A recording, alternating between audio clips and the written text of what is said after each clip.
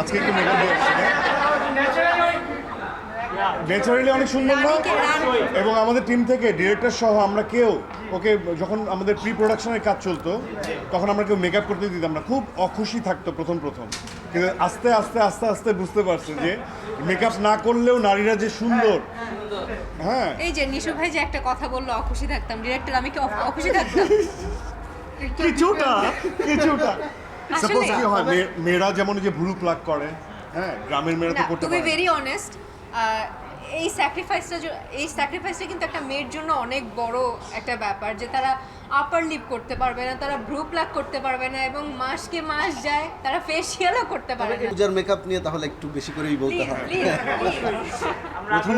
প্রথমত সৌন্দর্যের সংজ্ঞা এক একজনের কাছে এক এক রকম, কিন্তু আমরা যখন ক্যারেক্টারটা ডিজাইন করেছি আমাদের রানীকে আমরা একটা সৌন্দর্যের মতো করে দেখতে চেয়েছি। ক্লোজ আপে এখন আছে জিঙ্ক ফ্রেশ টেকনোলজি, যা জীবাণুর সাথে লড়াই করে দেয় সতেজ নিঃশ্বাস 18 ঘন্টা পর্যন্ত। তো সেটা পূজাচেরি যখন ডেফিনেটলি তার সৌন্দর্যের সঙ্গে একরকম হতেই পারে, কিন্তু যখন আমরা এরকম একটা লুক আমরা বাছাই করলাম, তার কস্টিউম গেট আপ, তুরিন ছিল আমাদের হচ্ছে কস্টিউমে, তুরিন তাকে এত সিম্পল একটা লুক দিয়েছে, এবং তার মেকআপের জায়গা যখন আমরা বলেছি যে কোনো কিছু করা যাবে না, তো এইটা যে মেনে নেওয়া, এই মেনে নেওয়ার জন্য ওকে আলাদা করে একটা আমরা হাততালি দিই। এবং এই প্রথম আমার কাছে মনে হয়েছে যে না, মেয়েটা সুন্দর আছে।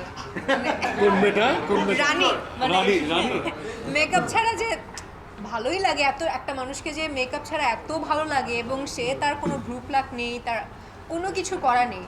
সো এইটা যে আসলে না করলেও একটা মেয়েকে এত মুগ্ধ দৃষ্টিতে তাকিয়ে থাকা যায়, কিংবা এত পবিত্র লাগে, এত স্নিগ্ধ লাগে, রানীকে না দেখলে আসলে বোঝা যেত না। But I was enjoying that moment.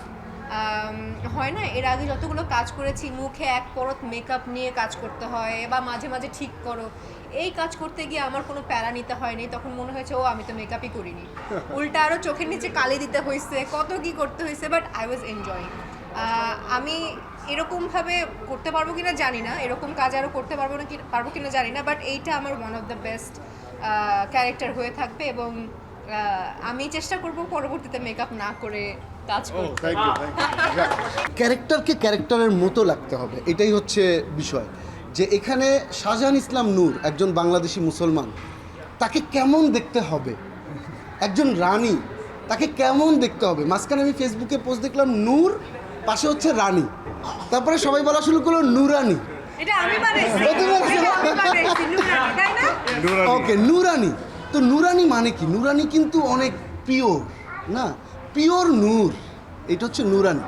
তো পিওরিটি কিন্তু মানে কোনো কিছুর পরতে পরতে অ্যাড করে পিওরিটি আসে না, পিওরিটি আসে যখন ইনার বিউটিটা বের হয়ে আসে আর কি।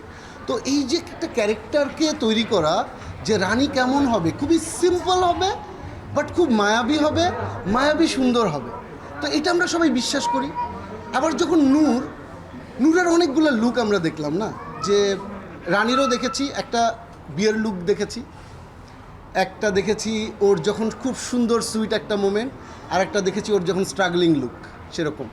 তো প্রত্যেকটা লুকের যে একটা রিয়েলিটি, সেই রিয়েলিটি রেখে আমরা জিনিসটা করার চেষ্টা করেছি যাতে মানুষ বিশ্বাস করে এটা সত্যিকারের মানুষকে দেখছি আমরা।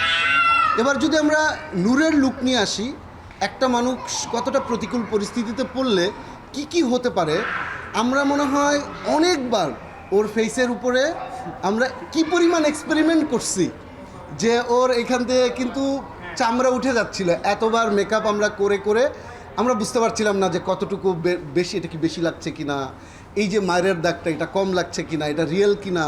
তো অনেক এক্সপেরিমেন্ট করতে হয়। আর্টিস্টকে তো মানুষ যখন সিনেমার পর্দায় দেখে মনে হয় একবারে বোধহয় ব্যাপারটা হয়ে গেছে, তা তো অবশ্যই না, কিন্তু প্রি প্রোডাকশনও যে একটা আর্টিস্ট কী পরিমাণ পরিশ্রম করতে পারে, আমরা যে কতবার মেকআপ দিয়েছি এবং কতবার তুলেছি, কতবার এটা নতুন করে ডিসাইড করেছি, এবং এটা খুবই কষ্টকর একটা জার্নি।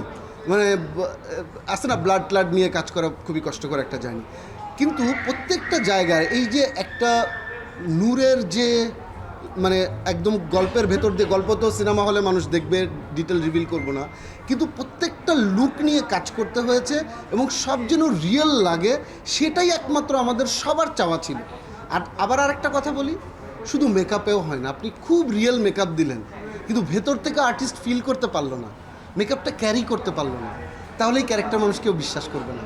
এই দুইজনই এবং যারা যে চরিত্রগুলো আমাদের সিনেমায় ছিল দমে, চঞ্চল ভাই এবং অন্য অন্য বিদেশি আর্টিস্টগুলোও, তারা প্রত্যেকে মন থেকে এই ক্যারেক্টারটা বিশ্বাস করেছে জন্য যে গেট আপই আসে না কেন সেই গেট আপটা মানুষের মনের ভেতরে ঢুকে গেছে যে এটাই সত্যিকারে শাহজাহান ইসলাম আর এটাই হচ্ছে রানী।